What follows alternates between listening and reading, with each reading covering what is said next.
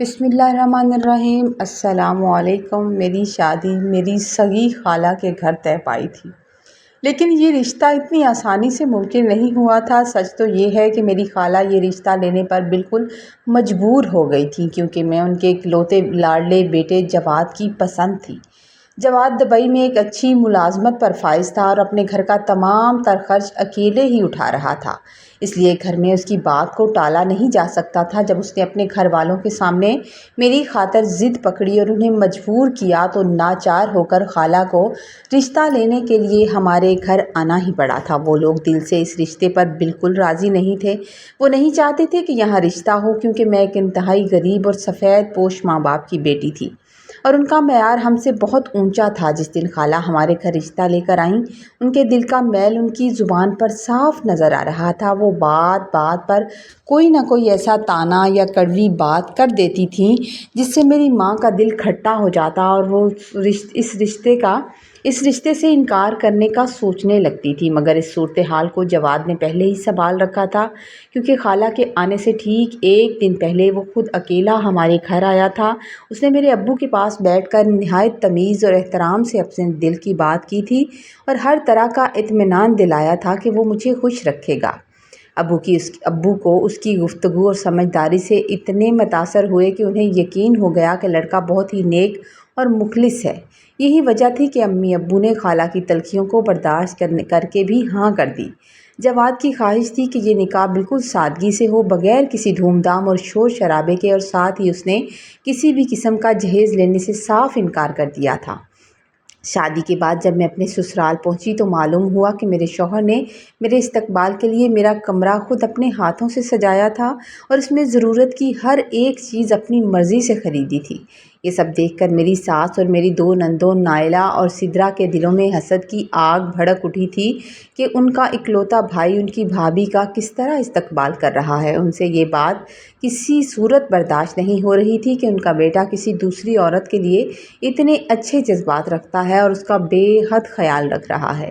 میرا شوہر میرے آنے پر بہت خوش تھا۔ اس نے سرخ گلاب کے مہکتے پھولوں سے پورے کمرے کو ایک خوابستان بنا دیا تھا۔ اس کی یہ بے پناہ محبت اور توجہ دیکھ کر مجھے یوں محسوس ہونے لگا تھا جیسے میں اس پوری کائنات کی سب سے خوش نصیب عورت ہوں، جسے ایک ایسا شوہر ملا ہے جو اسے ٹوٹ کر پیار بھی کرتا ہے اور جس کے پاس دولت کی بھی کوئی کمی نہیں ہے۔ خاندان کا ہر چھوٹا بڑا شخص میری اس جاگتی ہوئی قسمت کو دیکھ کر رشک کر رہا تھا، اور سچ تو یہ ہے کہ میں خود بھی ان دنوں خوشی کے مارے ہواؤں میں اڑنے لگی تھی، جیسے میں نے سب کچھ پا لیا ہو۔ مجھے یوں لگتا تھا جیسے زندگی کی تمام تر خوشیاں اور راحتیں میرے قدموں میں آ گئی ہیں۔ لیکن اس خوشی کے ماحول کے پیچھے ساس اور میری نندوں کا خاموش نفرت کا طوفان بھی پرورش پا رہا تھا، جس سے میں اس وقت بالکل بے خبر اپنی نئی زندگی کے خواب بننے میں اتنی مصروف تھی کہ میں نے اس بارے میں تو سوچا ہی نہیں۔ انہی دنوں میری بڑی نند سدرا، جس کی منگنی پہلے ہی سے ہو چکی تھی، اس کی شادی کی بات چیت اچانک تیز ہونے لگی۔ اس کے سسرال والے اس بات پر زور دینے لگے تھے کہ چونکہ جواد ابھی دبئی سے آیا ہے اور گھر پر موجود ہے، بہنوں کا بھائی گھر پر موجود ہے، اس لیے انہیں دنوں میں شادی کی تاریخ پکی کر کے لڑکی کو رخصت کر دیا جائے۔ اور ان کی جلدی کی وجہ یہ بھی تھی کہ سدرا کے ہونے والے شوہر کی والدہ کافی عرصے سے سخت بیمار تھیں اور ان کی دلی خواہش تھی کہ وہ اپنی زندگی میں ہی اپنے بیٹے کا گھر بستا ہوا دیکھ لیں۔ چنانچہ سب کی رضامندی سے شادی کی تاریخ طے پا گئی اور پورے گھر میں رخصتی کی تیاریاں زور شور سے ہونا شروع ہو گئی تھیں۔ جیسے جیسے شادی کے دن قریب آ رہے تھے، گھر کا ماحول مصروفیت اور رونق کی وجہ سے بدلنے لگا تھا، اور ان بدلے ہوئے حالات میں سدرا بھی اپنی شادی میں خوشی میں مگن ہو کر مجھ سے بہت اچھے اخلاق سے باتیں کرنے لگی، جس سے مجھے لگا کہ شاید اب سب کچھ ٹھیک ہو جائے گا، آہستہ آہستہ سب بہتر ہو جائے گا۔ سدرا کی شادی خیر و عافیت سے ہو گئی اور وہ رخصت ہو کر اپنے گھر چلی گئی، جس کے کچھ ہی دن بعد میرے شوہر جواد کی چھٹیاں بھی ختم ہو گئیں اور وہ اپنی نوکری پر واپس دبئی روانہ ہو گئے۔ ان کے جاتے ہی جیسے اس گھر کی فضا یکسر بدل گئی۔ خالہ اور نائلہ کا جو رویہ جواد کی موجودگی میں موم بنا ہوا تھا، مجھ سے بہت بہتر حالت میں تھا، وہ اچانک انتہائی سخت اور زہریلا ہونے لگا۔ اس دوران ایک دن ڈاکٹر سے معائنے کے بعد مجھے پتہ چلا کہ میرے ہاں ننھے مہمان کی آمد ہونے والی ہے، یعنی میں ماں بننے والی ہوں۔ میرے لیے تو یہ زندگی کی سب سے بڑی اور انمول خوشی تھی، اور جب میں نے تڑپ کر فوراً سے अपने दुबई फ़ोन किया और अपने शौहर को ये बात बताई तो वो भी खुशी से निहाल हो गए और फ़ोन पर ही उनकी आवाज़ भरा गई थी। लेकिन जब मैंने ये खबर अपनी सास और नंद नायला को दी तो उनके चेहरों पर खुशी का एक साया तक नहीं उभरा, बल्कि उनका मूड मज़ीद बिगड़ गया, जैसे उन्हें मेरी ये खुशी एक आंख ना भाई हो। एक दिन जब घर में घर के रोज़मर्रा के काम काज निपटाने के बाद मैं खाला के कमरे की तरफ गई तो अंदर से नायला और खाला की सरगोशियाँ मेरे कानों में पड़ रही थी। नायला कह रही थी कि अम्मा, ये लड़की तो अब इस घर में पक्के पैर जमा कर बैठ जाएगी, ये हमारे लिए बिल्कुल ठीक नहीं है। आप तो कहती थीं कि एक बार भाई जाएं तो हम उन्हें मना कर इससे तलाक दिलवा लेंगे और फिर भाई की शादी अपनी मर्ज़ी से करेंगे, मगर अब तो भाई की औलाद आने वाली है, वो इसे कभी नहीं छोड़ेगा। ये सुनकर खाला एक खौफनाक और तंज़िया लहजे में हंसने लगी और कहने लगी, वो मेरा बेटा है नायला, अभी बच्चा दुनिया में आया तो नहीं है ना, इससे और इसकी माँ से जान छुड़ाना मेरी बाईं आंख का खेल है। और उसकी माँ ने जो माजी में मेरे साथ मक्कारी की थी, मैं वो आज तक नहीं भूली। खाला ने गुस्से से तपते हुए इंकशाफ किया कि वो मेरे अब्बू को पसंद करती थी, यानी कि जो मेरे अब्बू थे उन्हें खाला पसंद करती थी, मगर उनकी सगी बहन यानी मेरी माँ ने वालदैन की इज़्ज़त का वास्ता देकर ख़ुद उनसे शादी कर ली और खाला को मजबूरन दूसरे घर यानी जवाद के अब्बू के घर आना पड़ा, जहाँ वो दिल मार कर ज़िंदगी गुजारती रहीं। उन्होंने कहा कि आज मेरी बहन गैरियत की चक्की में पिस रही है और उसने अपनी बेटी को मेरे घर राज करने के लिए भेज दिया। मैं अपनी छाती पर ये मूंग कभी दलने की इजाज़त नहीं दूंगी और अपनी बहन का दिया हुआ ज़ख्म उसकी बेटी से चुन चुन कर सूद समेत वापस लूँगी। ये भयानक सच्चाई सुनकर तो मेरे पैरों तले ज़मीन निकल गई और मैंने गिरते गिरते बड़ी मुश्किल से दीवार का सहारा लिया था कि जिन्हें मैं अपना समझ रही थी वो तो मेरे तो दुश्मन थे ही, वो मेरे आने वाले बच्चे के भी जानी दुश्मन निकले।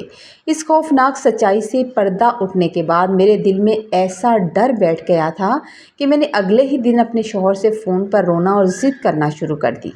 मैंने ज़िद की कि मैं कुछ दिनों के लिए अपनी अम्मा के यहाँ जाना चाहती हूँ। जवाद परदेश में बैठे मेरी इस बेचैनी से परेशान हो गए और मुझे बार बार टोकने लगे कि तुम्हारी हालत अब ऐसी नहीं है, तुम्हारी हालत ऐसी नहीं है कि तुम सफ़र करो या कहीं जाओ।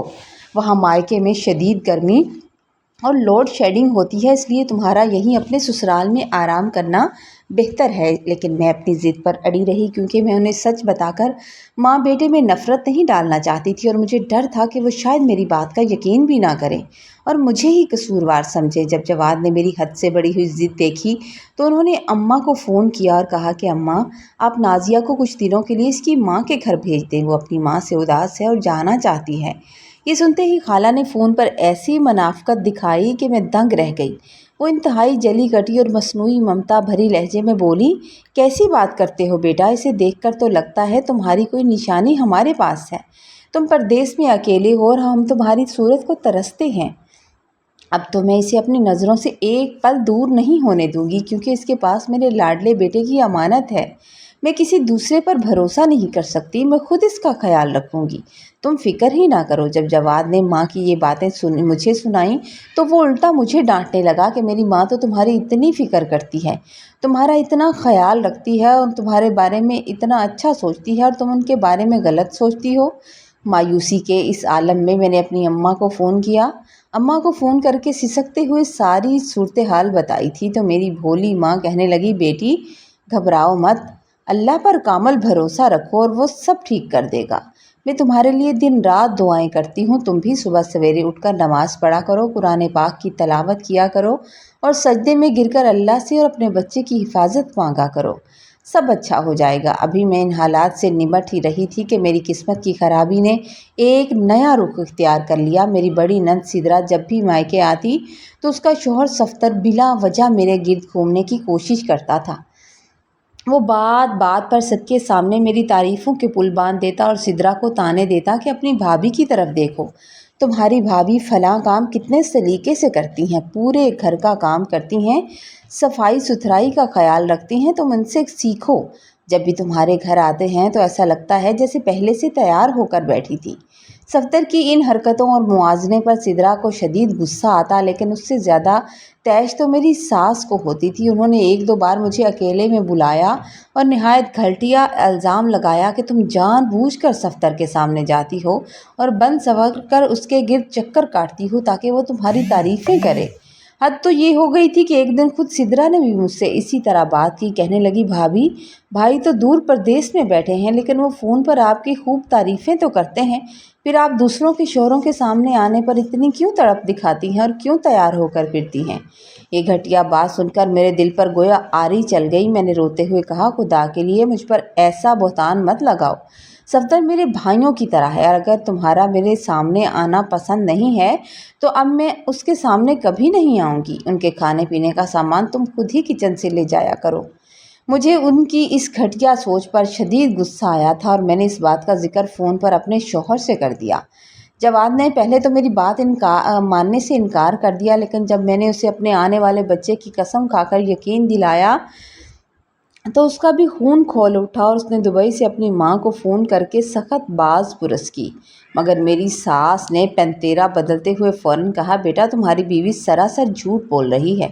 یہ تو میری بیٹیوں سے جلتی ہے کہ وہ یہاں مجھ سے ملنے کیوں آتی ہے، اسی لیے سب کہانیاں بناتی ہے۔ میرا شوہر پردیس میں مجبور بیٹھا تھا، وہ ایک طرف اپنی ماں کی بات سنتا اور دوسری طرف میری بات سنتا، جس کی وجہ سے وہ تضباط کا شکار ہو گیا، جبکہ یہاں سسرال میں ان لوگوں نے میرا جینا دو بھر کر دیا تھا اور سب کھلے عام میرے دشمن بن چکے تھے۔ اس ذہنی اذیت اور حمل کی حالت میں مجھے بار بار بھوک لگتی تھی، لیکن کچھ کھانے کو اگر دل چاہتا یا کبھی طبیعت نڈھال ہو جاتی، لیکن میری ساس کا سخت حکم تھا کہ جو کچھ پکے گا صرف وہی کھانا ہے، تمہیں سب کے ساتھ وہی کھانا پڑے گا، کوئی الگ چیز نہیں بنے گی۔ اس کٹھن وقت میں میری اماں نے 2-3 بار ہمارے گھر کا چکر بھی لگایا تھا تاکہ مجھے تھوڑا حوصلہ ملے اور میرا دل بہل جائے، لیکن مجھے ایک لمحے کے لیے بھی سکون نہیں آتا تھا اور میرا دل گواہی دے رہا تھا کہ یہ طوفان بدتمیزی کسی بڑے حادثے کا پیش خامہ ہے۔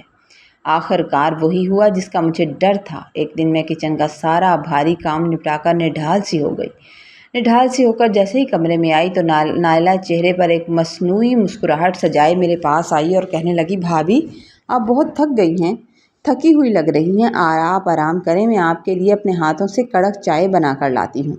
میں اندر ہی اندر شدید حیران ہوئی، کیونکہ اس سے پہلے نائلہ نے کبھی میرے لیے پانی کا ایک گلاس تک نہیں اٹھایا تھا، تو وہ آج مجھ پر اتنی مہربان کیوں ہو رہی تھی اور بار بار چائے پر اصرار کیوں کر رہی تھی؟ وہ کچن میں گئی اور تھوڑی دیر کے بعد جب چائے کا کپ لا کر مجھے دیا تو میں بے خبری میں جیسے ہی میں نے چائے پی لی، اس کے چند منٹوں بعد میرے سر میں شدید چکر آنے لگے اور مجھے یوں لگ رہا تھا جیسے مجھے نیند آ رہی ہے۔ میری آنکھیں بند ہونے لگیں اور میں گہری بے ہوشی کی وادیوں میں چلی گئی۔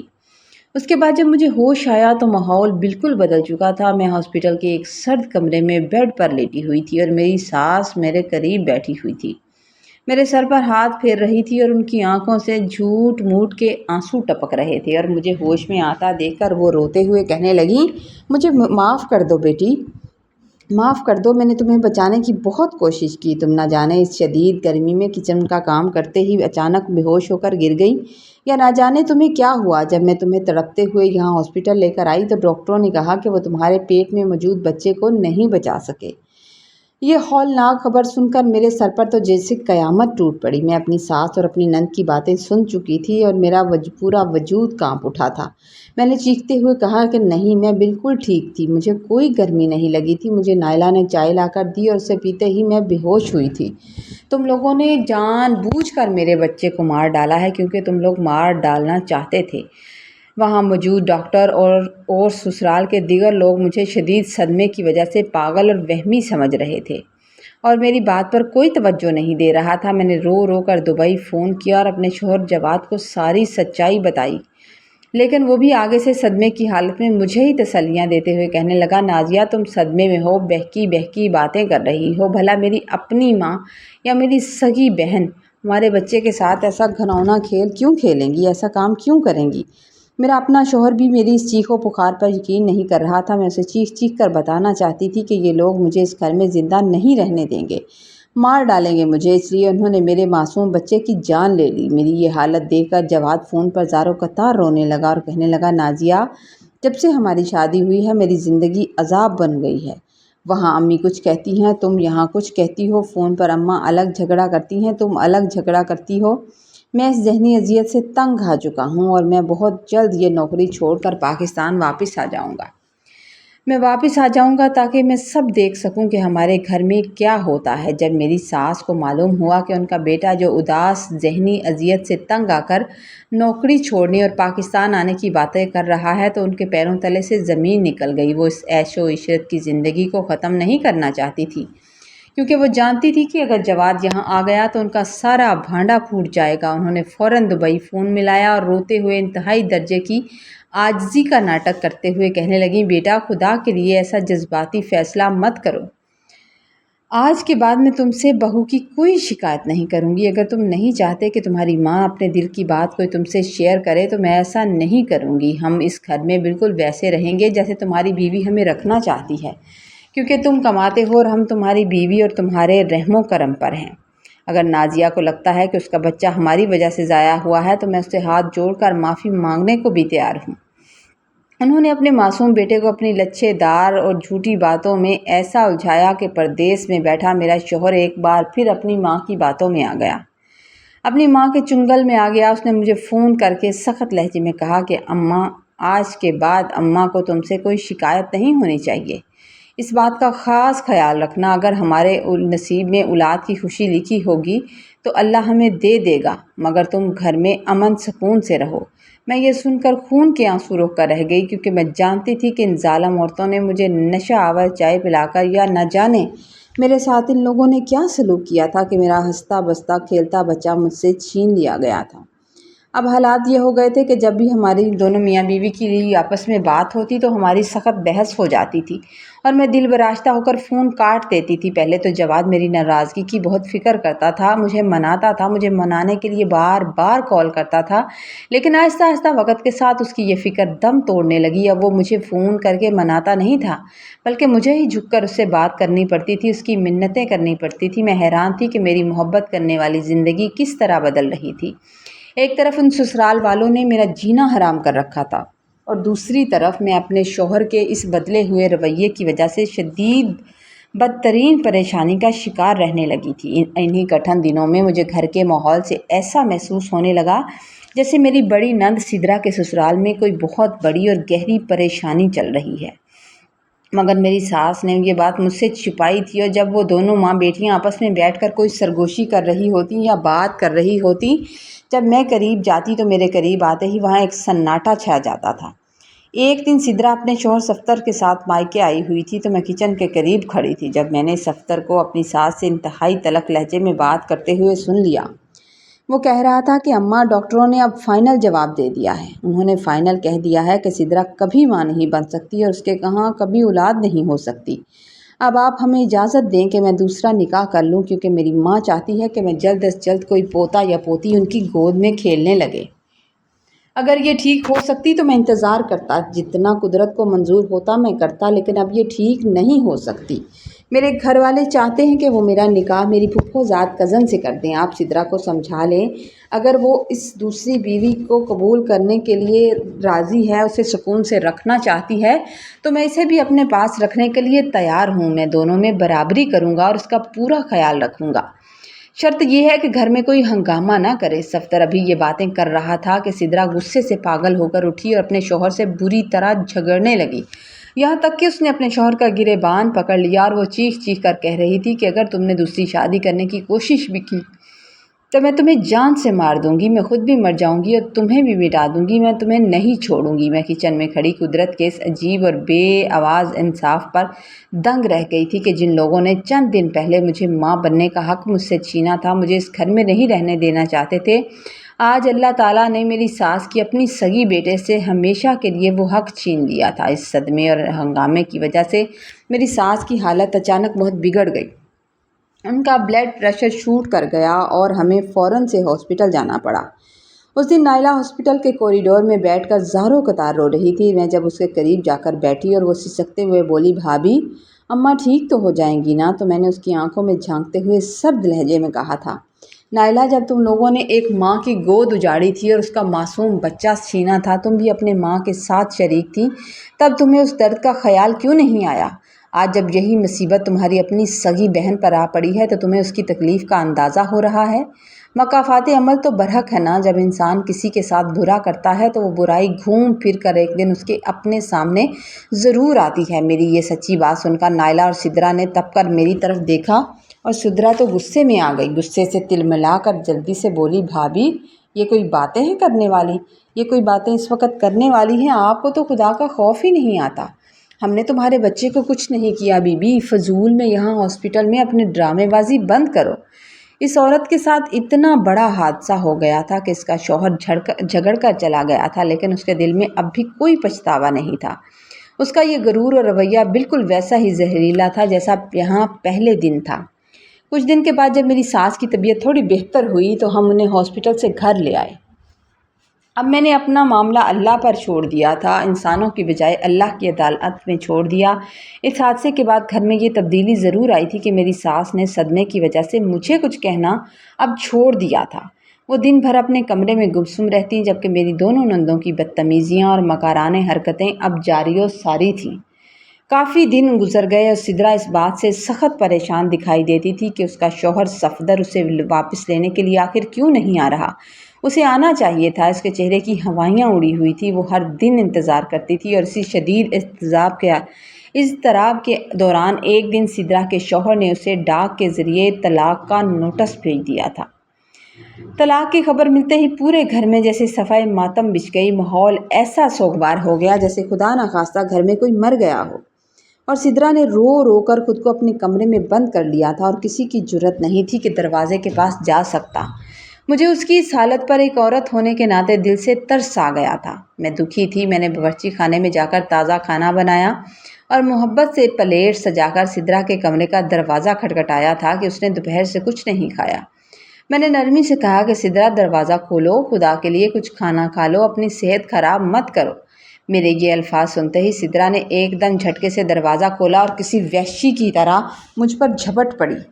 کہنے لگی، اس نے آؤ دیکھا نہ تاؤ اور مجھے بالوں سے پکڑ کر بڑی بے دردی سے اس نے مارنا شروع کر دیا تھا۔ میرا سر پوری طاقت سے دیوار کے ساتھ مارا اور پاگلوں کی طرح چیخنے لگی۔ کہنے لگی، منحوس عورت، تم کھا گئی میرے ہنستے کھیلتے گھر کو۔ تمہاری نحس قدموں کی وجہ سے ہمارے گھر کی تمام خوشیاں برباد ہو گئیں۔ میرے شوہر کو ہمیشہ تمہاری خوبیاں نظر آتی تھیں اور وہ تمہاری تعریفیں کرتا تھا۔ میں اب اپنے بھائی کو فون کروں گی، کہوں گی کہ وہ تمہیں طلاق دے دے۔ تم جا کر میرے شوہر سے شادی کر لو۔ مجھے ایک تو اپنے کھینچے ہوئے بالوں کی تکلیف ہو رہی تھی اور سر پر لگنے والی چوٹ کی وجہ سے شدید تکلیف ہو رہی تھی۔ میں نے بڑی مشکل سے اپنے بال اس کے چنگل سے چھڑائے اور روتے ہوئے کہنے لگی، کیا تم پاگل ہو گئی ہو؟ میں نے تمہارا کیا بگاڑا ہے؟ اتنے میں میری ساس بھی وہاں آ گئی۔ انہوں نے سدرا کو بچانے کی بجائے الٹا مجھ پر چلاتے ہوئے کہا تھا کہ میری بیٹی کو کچھ مت کہنا، یہ سچ کہہ رہی ہے، یہ صدمے میں چلی گئی ہے۔ میں نے تڑپ کر ساس سے کہا، اماں صدمے میں تو ہونے کا مطلب یہ نہیں ہے کہ کوئی انسان کسی دوسرے کو اتنا ذلیل کرے، اس پر ہاتھ بھی اٹھائے۔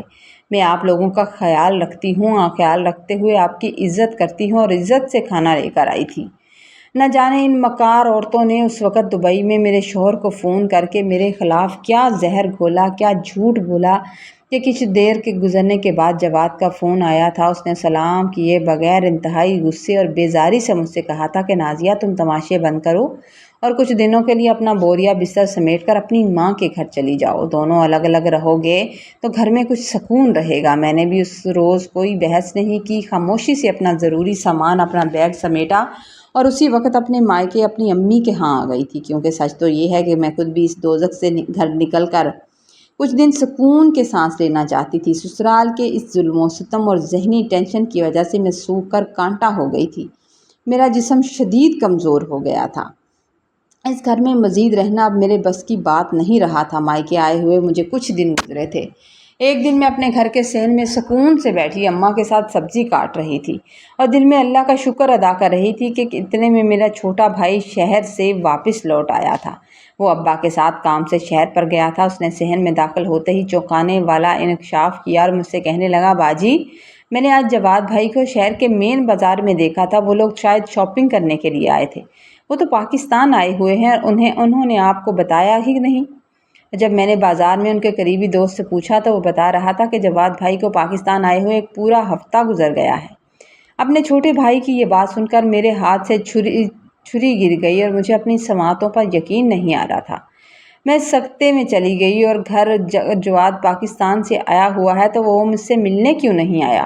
پچھلے ایک ہفتے سے میری جواد سے فون پر بات کیوں نہیں ہوئی؟ پچھلے ایک ہفتے سے میں اسے کال کرتی رہی، کئی بار کال کی، واٹس ایپ پر کال کرنے کی کوشش کی، لیکن ہر بار میری کال کاٹ دیتا تھا اور اس خوفناک موڑ پر آ کر میرے دل میں ایک پھر نامعلوم ہول سے اٹھنے لگے تھے کہ نہ جانے کیا ہونے والا ہے یا شاید ہو گیا ہے۔ آخر جواد مجھ سے کیا چھپا رہا ہے اور وہ پاکستان آ کر بھی اپنے ادھر بیٹھا ہوا ہے، اس نے مجھ سے رابطہ نہیں کیا؟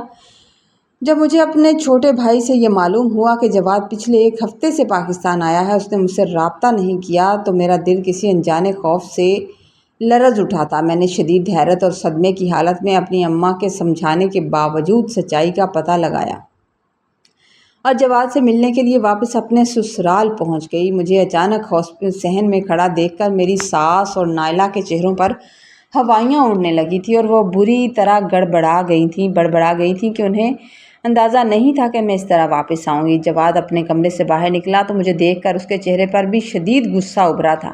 میں نے آگے بڑھ کر تڑپتے ہوئے پوچھا، جواد تم پاکستان آ گئے اور مجھے بتایا تک نہیں؟ پچھلے ایک ہفتے سے تم یہاں چھپ کر بیٹھے ہو اور مجھ سے رابطہ تک نہیں کیا، آخر میرا قصور کیا ہے؟ میری بات سن کر جواد نے ایک سرد اور زہریلی ہنسی ہنستے ہوئے کہا، نازیہ اب تم مجھ سے میرا مفرور ہونا پوچھ رہی ہو؟ جب تمہاری ساری توجہ اور دلچسپی مجھ سے زیادہ میری بہن سدرا کے شوہر صفدر کے ساتھ تھی تو کیا تمہیں اپنے آنے کا کیوں بتاتا میں؟ جواد کے منہ سے یہ گھٹیا بات سن کر میں نے مڑ کر اپنی ساس اور نائلہ کی طرف دیکھا تھا۔ یہ الزام تراشی ضرور ان کا کام تھا جو نظریں چرائے کھڑی تھی، اور مجھے ایک لمحے میں ساری بات سمجھ میں آ گئی کہ اس اتنے بڑے صدمے کے بعد ان مکار ماں بیٹیوں کو عقل نہیں آئی تھی اور انہوں نے پردیس سے آتے ہی جواد کے کان میرے خلاف اس حد تک بھرنے شروع کر دیے تھے کہ اب تو وہ مجھ پر شک کرنے لگا تھا۔ جواد نے طیش میں آتے ہوئے کہا کہ میں تمہیں ہمیشہ کے لیے طلاق دینے والا ہوں اور میں اسی کا قانونی نوٹس بنوا رہا تھا۔ اب میں تمہارے ساتھ اس روز روز کی لڑائی سے تنگ آ چکا ہوں، کبھی تم کچھ کہتی ہو اور کبھی کچھ کہتی ہو اور کبھی تو میرے ماں کو الزام تراشی دیتی ہو۔ اب میں گھر میں دوبارہ کبھی شادی کروں یا نہ کروں مگر اپنے گھر کا سکون برباد نہیں ہونے دوں گا۔ میں نہ صرف تمہارے ساتھ بھی زیادتی نہیں کرنا چاہتا، تمہیں اچھی خاصی رقم دوں گا تاکہ تم اپنی زندگی جیسے چاہو سیٹ کر لو، لیکن اب میں تمہارے ساتھ نہیں رہ سکتا، یہ شادی شدہ زندگی میں مزید نہیں گزار سکتا، میں بہت پریشان ہو چکا ہوں۔ جواد جب یہ باتیں کر رہا تھا تو میں نے غور کیا کہ وہ بار بار عجیب سے انداز میں اپنا سر جھٹک رہا تھا اور اس کی آنکھیں سرخ ہو رہی تھی۔ اسے دیکھ کر صاف پتہ چل رہا تھا کہ وہ ذہنی اذیت کا شکار ہے، ذہنی تناؤ کا شکار ہے اور اندر سے بالکل ٹھیک نہیں ہے۔ میں نے ماضی کے سارے گلے شکوے اور اپنی انا کو اپنے بالائے طاق رکھتے ہوئے میں آگے بڑھی اور تڑپ کر جواد کے پاؤں پکڑ لیے، کیونکہ مجھے اس کی گرتی ہوئی تعلیمی اور جسمانی حالت دیکھ کر شدید ڈر لگ رہا تھا۔ میں نے روتے ہوئے کہا، خدا کے لیے تم خاموش ہو جاؤ جواد، تمہاری کوئی رقم نہیں چاہیے، بس تم مجھے طلاق مت دینا، میں آج کے بعد تم سے کبھی تمہاری ماں یا تمہاری بہنوں کی کوئی شکایت نہیں کروں گی، میں اس بات کا تم سے پکا وعدہ کرتی ہوں، بس تم اپنی ماں اور بہن کے جھوٹے بہکاوے میں مت آنا اور اتنا بڑا فیصلہ مت کرو، میں سب کچھ برداشت کر لوں گی لیکن مجھے خود سے دور مت کرو، میں نہیں رہنا چاہتی۔ جواد نے جب مجھے اپنے پیروں میں گرے دیکھا تو اس کا غصہ کچھ کم ہوا اور انتہائی بے چینی سے اپنے پاؤں سے زمین کو کھرچنے لگا تھا، جیسے وہ اندر ہی اندر کسی ذہنی ٹینشن کا شکار ہو، کسی اندرونی جنگ اور پیشمانی کا شکار ہو۔ اس کا پورا وجود پسینے سے شرابور تھا اور وہ شدید الجھن میں دکھائی دے رہا تھا۔ اس رات جب گھر میں کافی خاموشی چھائی ہوئی تھی، ہماری زندگی کا سب سے بڑا اور ہولناک حادثہ رونما ہوا تھا کہ میری نند نائلہ اپنی سگی بڑی بہن سدرا کے سابقہ شوہر صفدر کے ساتھ رات کے اندھیرے میں گھر سے بھاگ گئی تھی۔ یہ خبر گھر میں کسی آسمانی بجلی کی طرح گری تھی اور پورے خاندان میں جیسے سب کو جیتے جی موت ہو گئی ہو، اور شرمناک حرکت نے ایک پل میں یہ صاف کر دیا تھا کہ اصل میں گناہ گار اور بد کردار کون تھا اور صفدر کی نظریں کس پر تھیں۔ جواد کے سامنے سچائی کا وہ سارا پردہ چاک ہو گیا جو اس کی ماں نے جھوٹ کی بنیاد پر بنایا تھا۔ اپنی سگی بہن نائلہ کی اس گھٹیا اور شرمناک حرکت کو دیکھ کر جواد کا سارا وہم دور ہو گیا اور اسے صاف سمجھ میں آ گیا کہ اس کی ماں اور بہنیں کس طرح ایک معصوم اور پاک دامن لڑکی پر الزام لگاتی رہی ہیں، اور وہ خود بھی ان کے بہکاوے میں آ کر مجھ سے جھگڑتا تھا، مجھ سے بحث کرتا تھا۔ جیسے ہی اس کی یہ بھیانک سچائی کھلی کہ اس نے اپنی ماں کی اندھی محبت میں آ کر اپنی بے وفا بہن کی خاطر اپنے معصوم بچے کو بھی کھو دیا اور اپنی وفادار بیوی کا دل بھی دکھایا، تو وہ اس شدید پچھتاوے اور صدمے کو برداشت نہ کر سکا۔ اچانک اس کے سر میں اتنا شدید درد اٹھا کہ اس نے اپنے دونوں ہاتھوں سے سر کو جکڑا اور گہری چیخ مار کر بے ہوش ہو کر زمین پر گر گیا۔ میں بدحواس ہو کر بھاگنے دوڑنے لگی اور پڑوسیوں کی مدد سے اسے فوری ہاسپٹل لے کر آئی جہاں ڈاکٹروں نے معائنے کے بعد ایک انتہائی ہولناک انکشاف کیا۔ ڈاکٹروں نے بتایا کہ مسلسل ذہنی دباؤ اور شدید پریشانی اور اچانک لگنے والے گہرے صدمے کی وجہ سے جواد کے دماغ کی شریان پھٹ گئی ہے اور اسے دماغ کا شدید جھٹکا لگا ہے، جس کی وجہ سے وہ گہرے کوما میں چلا گیا ہے، اور اب اس کا بچنا یا ہوش میں آنا صرف ایک معجزہ ہی ہو سکتا ہے۔ جواد کا کوما میں جانا میری ساس کے لیے مکافات عمل کا وہ عبرت ناک کوڑا تھا جس نے ان کی روح تک کو جھنجھوڑ کر رکھ دیا تھا۔ وہ ہاسپٹل کے بیڈ پر پڑے اپنے اکلوتے بیٹے، جوان بیٹے کی بے حس و حرکت لاش جیسے وجود کو دیکھ دیکھ کر زاروں قطار روتی تھیں، اپنے بال نوچتی تھیں اور اللہ سے اپنے گناہوں کی معافی مانگتی تھیں۔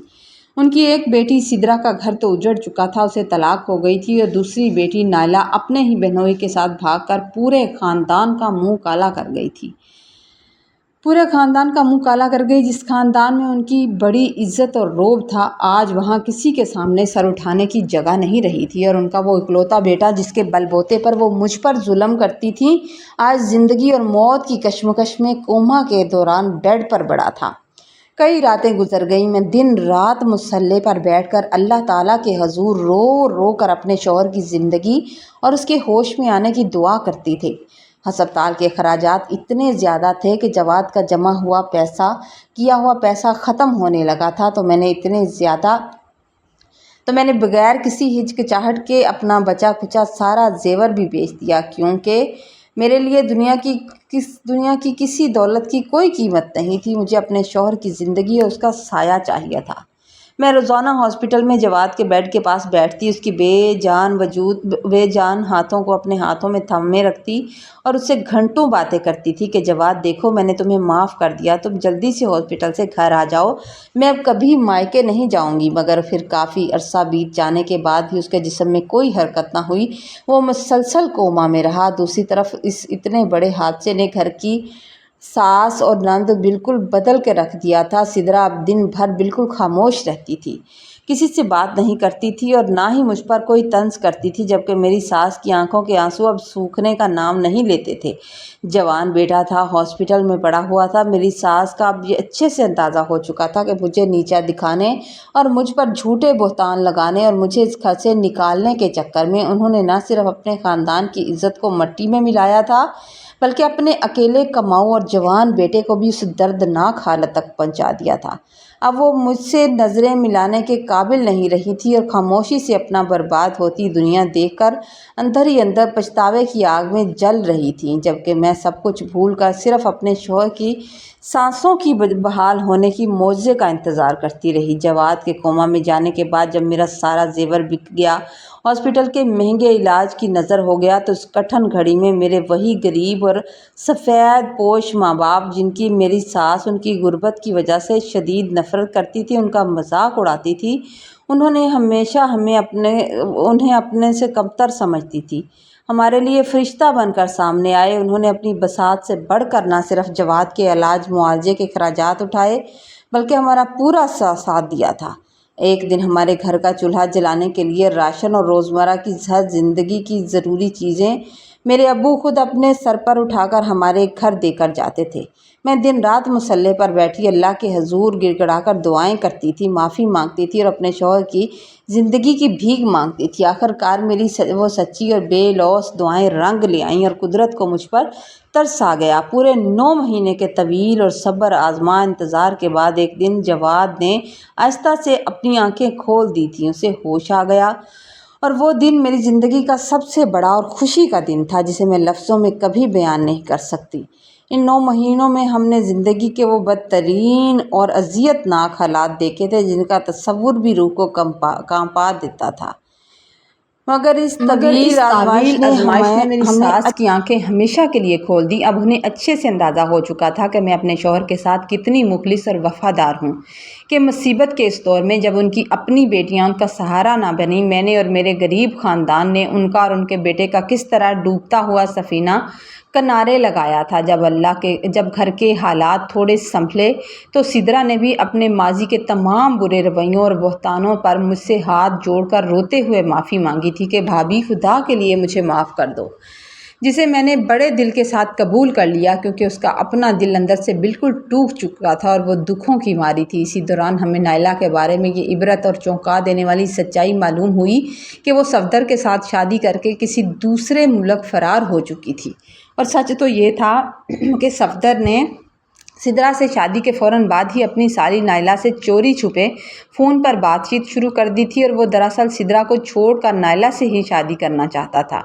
اسی ناپاک مقصد کو پورا کرنے کے لیے اس نے سدرا کی بانچ پن کی وہ تمام میڈیکل رپورٹس جھوٹ کا سہارا لے کر بالکل غلط اور جعلی بنوائی تھی تاکہ اسے طلاق دینے کا جواز مل سکے۔ سدرا کو جب اس بھیانک دھوکے کا پتہ چلا تو اسے اپنی کی ہوئی تمام برائیوں کا شدت سے احساس ہونے لگا اور اب میرے ساتھ بالکل گھل مل گئی تھی، اور اس کا رویہ بالکل سراسر بدل چکا تھا۔ اس پورے حادثے اور زندگی کے اس ہولناک موڑ سے ہم نے یہ سیکھا ہے، خصوصاً میرے سسرال والوں نے یہ بہت بڑا سبق سیکھا ہے کہ گھر کے مردوں کو عورتوں کی آپسی باتوں میں گھسیٹ کر اور بلا وجہ کی شکایتیں لگا کر اس قدر پریشان نہیں کرنا چاہیے کہ ایک دن وہ ذہنی توازن ہی کھو بیٹھیں اور پورا خاندان ہی بے آسرا ہو جائے۔ اس کہانی کا سب سے بڑا سبق یہ ہے کہ اگر کسی کے گھر میں کوئی غریب ماں باپ کی بیٹی بہو بن کر آ جاتی ہے تو اسے دل سے قبول کیا کریں۔ وہ آپ کے بیٹے کی پسند ہے، اس کی محبت ہے، اس لیے بڑا پن دکھا کر اس کا استقبال کرنا ہی عافیت کا راستہ ہے۔ اگر ساس اور نندیں مل کر دن رات اس معصوم بہو کی جھوٹی شکایتیں بیٹے سے کریں گی تو وہ شوہر مجبور ہو کر اپنی بیوی سے جھگڑا تو کرے گا، اور وہ بیچارہ مرد آخر کہاں تک یہ ذہنی جنگ برداشت کر پائے گا۔ گھر کے مردوں سے محبت کا مطلب یہ ہرگز نہیں ہوتا کہ آپ ان کی زندگی میں اکیلی عورت بننے کے لیے مقابلے بازی شروع کر دیں اور ان کے دل میں نفرت کا زہر گھولیں۔ یاد رکھیے، ایک مرد کی زندگی میں اس کی بیوی کا ایک الگ اور خاص مقام ہوتا ہے، اور اس کی ماں کا مرتبہ اپنی جگہ سب سے اونچا اور سب سے الگ ہوتا ہے۔ ان دونوں رشتوں کا کوئی موازنہ نہیں ہوتا، خصوصاً وہ شخص جو پردیس اور دیارے گار میں بیٹھا ہوتا ہے، جو پہلے ہی اپنوں سے دور تنہائی اور نوکری کی سختیاں جھیل رہا ہوتا ہے۔ وہ گھر کی ان چھوٹی چھوٹی شکایتوں اور لڑائیوں کو دل پر بہت زیادہ محسوس کرتا ہے۔ پردیس میں بیٹھے مرد کو جب اپنے گھر میں سے سکون اور خوشی کی خبریں نہیں ملتی تو وہ اندر سے اندر تڑپتا رہتا ہے۔ اسے صرف اور صرف اپنے گھر والوں کا پیار اور ذہنی سکون چاہیے ہوتا ہے، نہ کہ رشتوں کی یہ زہر آلود سیاست۔ سٹوری اگر آپ کو اچھی لگے، اس کا مورل لیسن آپ کی سمجھ میں آئے تو سٹوری کو لائک ضرور کیجیے گا، کمنٹ میں ضرور بتائیے گا۔ چینل پر نئے ہیں تو چینل کو سبسکرائب کر دیں۔ اللہ حافظ۔